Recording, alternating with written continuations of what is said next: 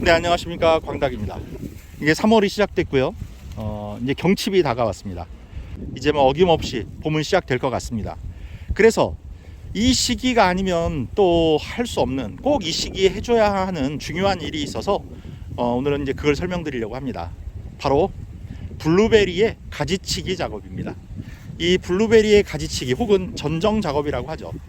이 가지치기 작업은 블루베리를 재배하는 모든 기술을 통틀어 볼 때 제가 볼 때 가장 중요한 기술입니다. 왜냐? 이것이 바로 나무의 세력이라든지 나무의 성장, 또 열매의 품질, 이런 걸 좌우하기 때문입니다. 그래서 다른 것보다도 이 블루베리는 가지치기에 대한 것만은 꼭 잘 알고 넘어가셔야 할 것 같습니다. 그래서 오늘은 가지치기 내용 준비해 보도록 하겠습니다. 우선 언제, 왜, 어떻게 하는지 이런 내용들을 중심으로 설명을 드려보도록 하겠습니다. 첫 번째, 블루베리의 가지치기는 언제 하는 것이 좋을까요? 이론적으로는 2월 말부터 3월 초에 하는 게 좋다라고 말을 합니다. 그런데 우리나라가 은근 넓습니다. 남부지방이 있고 또 북부지방이 있을 수 있기 때문에 그런 어떤 시기적인 문제보다 원칙적인 거 한 가지, 바로 나무가 물을 올리기 전에 하는 게 좋습니다. 왜 그러냐면 나무가 물을 올린다라는 건 이제 뿌리가 움직여서 이제 수분을 끌어올린다는 얘기인데요. 그렇게 되면 나뭇가지가 이제 활발하게 움직이기 시작을 합니다. 그러면 절단을 했을 때 수액이라는 것이 흘러나게 돼 있어요. 그 수액이 이 흘러내리면서 다른 꽃눈이나 열매 눈에 닿게 되면 이것들이 곰팡이가 피기가 쉽습니다. 블루베리뿐만이 아닙니다. 포도나무나 뭐 다른 나무들도 이 수액이 흘러나와서 다른 잎눈이나 꽃눈을 덮어서 곰팡이가 피어서 제대로 된 결실을 할 수 없는 경우가 많습니다. 그러니까 나무가 본격적으로 물을 빨아 올리기 전에 가지치기 작업을 끝내시는 게 좋다. 네, 그렇게 말씀드리도록 하겠습니다. 그래서 지금 아직도 안 하신 분들은 지금쯤 블루베리 전지 작업 빨리 마무리 하셔야 됩니다. 다음, 그렇다면 왜 하는 것이냐? 우선 블루베리뿐만 아니라 다른 모든 나무들이 가지치기를 하는 이유가 바로 햇빛이 나무 전체에 골고루 닿게 하기 위해서입니다. 햇빛이라든지 바람이 자유롭게 골고루 들어가지 않는 나무들은요, 제대로 성장할 수도 없고 열매를 잘 달지도 못하고 많은 병에 노출되기가 쉬워요. 햇빛이라는 건 굉장히 이 나무의 면역력과도 관련이 있고 성장과도 관련이 있지 않습니까? 그러니까 바람과 햇빛을 위해서 하는 거다. 이것이 첫 번째입니다. 다음은 수세 조절에 필요한 겁니다. 수세 조절이라는 건 나무의 세력을 얘기하는 겁니다.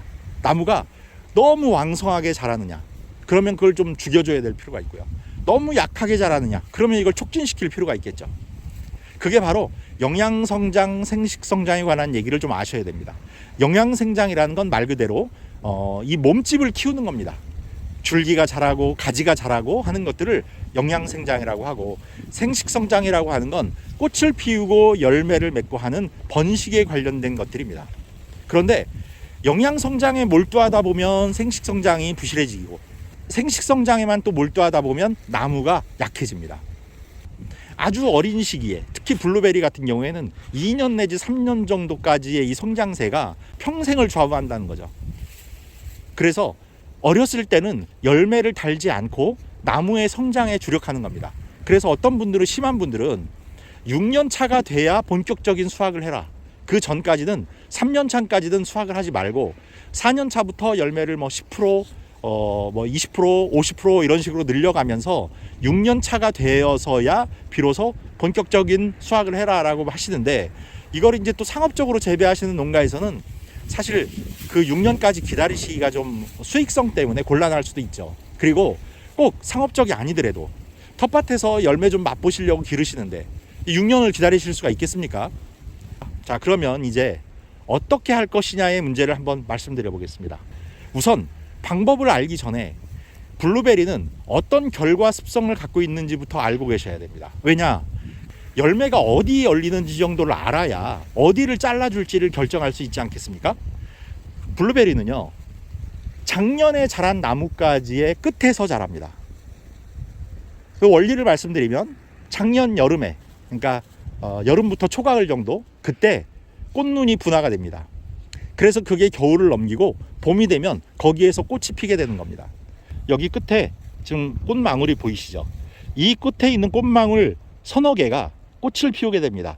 이 밑으로 있는 눈들 있죠? 여기 이렇게 뾰족뾰족 작은 것들, 이런 것들은 잎을 키우는 눈입니다. 잎눈입니다. 여기 지금 부풀어 오르기 시작하는 이 눈이 바로 꽃눈이 되는 겁니다.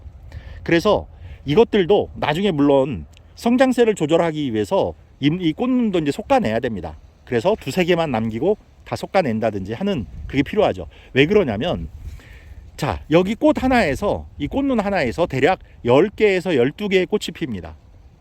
그러면 자, 10개에서 12개의 꽃이 핀다는 얘기는 나중에 10개에서 12개의 열매가 달린다는 얘기와 같은 얘기인데요. 그러면 1g짜리 10개의 열매를 달게 되면 총 10g을 수확하게 되죠. 그런데 저걸 숫자를 줄여서, 반으로 줄여서 3g짜리 5개를 단다고 가정해 보겠습니다. 그러면 3, 5, 15, 15g이 되는 거죠. 10g을 달 것이냐 15g을 달 것이냐, 당연히 15g을 다셔야죠. 열매만 많아서, 열매가 잘고 맛이 없고 한 거보단 열매가 좀 굵어서 드시기에도 좋은 그런 열매를 수확하시기 위해서는 꽃눈도 나중에 솎아내셔야 됩니다. 그런데 이제 그 전에 꽃눈이 달리는 가지의 수를 우선 조절하실 필요도 있다는 거죠.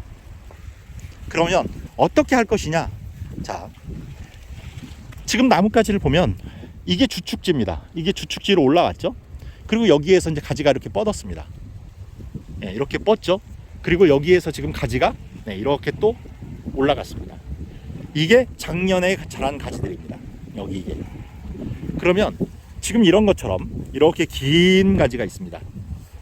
20cm에서 30cm 정도의 열매 끝부분에 달린, 이 꽃눈에서 달리는 열매가 가장 품질 좋은 열매들입니다. 어떤 가지들은, 지금 이런 가지들은요, 뭐 10cm, 15cm 정도밖에 안 됩니다. 이런 것들은 잘라내셔야 됩니다. 다음, 가지치기의 기본은 아래에서 위, 그 다음에 안에서 밖으로입니다.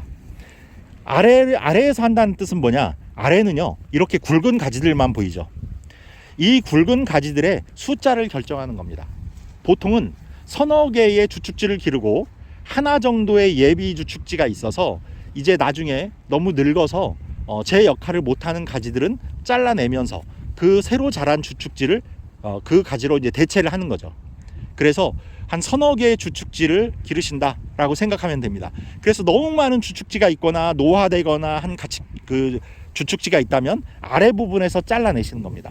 그래서 숫자를 먼저 맞추시고 그 다음에 이제 올라갑니다. 저는 2월 중순경에 가지치기를 끝냈기 때문에 지금 거의 완성된 상태입니다. 그렇기 때문에 이제 제가 그 완성된 모양으로 설명을 드릴게요. 이렇게 올라왔으면 이제 중간쯤에 이르게 되면 가지가 이제 분화가 되죠. 거기에서 이제 또 자란 가지가 있는 겁니다. 이런 식으로. 그러면 그 가지들 중에서 중심부를 가로지르는 가지가 있다든지, 아니면 부러지거나 병든 가지가 있다든지, 아니면 너무 옆으로 누워서 자라는 가지, 예를 들어 이런 가지가 있는데 이런 가지가 옆으로 이렇게 누워서 자라고 있다고 해보십시오. 그러면 여기 끝에 열매를 달았을 때 이게 무거워서 늘어지게 됩니다. 그럼 땅에 닿아서 썩거나 이럴 수가 있다는 거죠. 그러니까 옆으로 자라는 가지는 잘라주시는 게 좋습니다. 그래서 위로 이렇게 자라는 가지들을 남겨주시고 그 다음에 이제 올라갑니다. 더 올라오게 되면 이제 안쪽을 보시는 겁니다. 안에서 밖으로. 안에서 밖으로 하는 건 안쪽을 좀 비워주셔야 돼요. 안쪽이 복잡하면 열매가 자라지도 못할 뿐더러 햇빛도 잘 안 들어가고 바람이 안 통합니다. 그러니까 안쪽에서 비워주는 형식으로 밖으로 뻗어 나옵니다. 그렇게 하면 아래에서 위로 올라가면서 또 안쪽에서 밖으로 나오면서 비워주시듯이 남들을 방해하는 것들, 겹치는 것들, 너무 옆으로 자라는 것들, 그런 것들을 잘라내시면 된다는 겁니다. 그리고 지름이, 저 주축지가 지름이 연필보다 가늘다 하면 이건 너무 약한 겁니다. 이건 잘라내시는 게 좋습니다. 대신 한 3년 차까지는 소금 전정 위주로 하셔야지 절단 전정 위주로 하시면 안 좋다. 위험하다. 잘 모르는 상태에서 함부로 막 끝을 잘라내시거나 중간을 막 잘라내시거나 하면 안 되니까 뭔가 잘 모르겠다 하시는 분들은 소금 전정, 아시겠죠? 여러 개가 있는 것 중에서 숫자를 줄이는 방식, 절단 전정은 긴 거를 짧게 줄이는 방식, 이런 거기 때문에 소금 전정과 절단 전정에서 초보분들은 소금 전정 위주로 하시는 게 좋다, 이렇게 말씀을 드리겠습니다. 마지막으로 한 가지만 더 말씀드리겠습니다. 뭐냐면 여러분들 이렇게 주축지를 잘라내실 때하고 이런 가지를 잘라내실 때하고는 방법이 좀 달라야 됩니다. 뭐냐면 이런 것들은 예를 들어서 이렇게 나무를 자르실 때 비스듬히 잘라야 합니다. 비스듬히. 그래서 그 방향을, 그 비스듬하게 잘린 면, 기울어진 면이 다른 꽃눈이나 잎눈 쪽으로 향하지 않도록, 이건 모든 나무 마찬가지입니다. 왜냐하면 그 비스듬하게 잘라지면 경사가진 면으로 수액이 흘러내리게 되면 그 흘러내리면서 꽃눈에 그 수액이 덮쳐서 그 꽃눈이 상할 염려가 있어요. 그러니까 그 꽃눈이 없는 쪽으로 수액이 흘러내리도록 방향을 결정해 주셔야 된다는 거예요. 그런데 이런 주축지를 자르실 경우나 아니면 큰 나무의 밑둥을 자르실 때는요, 반듯하게 잘라 주시는 겁니다. 단면을 반듯하게. 왜냐하면 이제 이거는 밑으로 뭐 꽃눈이 있다거나 뭐 이렇지가 않죠. 그래서 밑으로 수액이 흘러내리거나 뭐 그래도 상관이 없는 거예요. 다만 중요한 게 뭐냐, 빨리 건조시키는 겁니다. 이 상처를. 그러니까 이걸 비스듬하게 자르시면 단면이 넓어집니다. 그래서 오래 걸려요. 또 거기로 수분 증발도 많이 일어납니다. 이걸 반듯하게 잘라서 단면을 줄여 주셔야 거기가 빨리 아뭅니다. 빨리 마르고.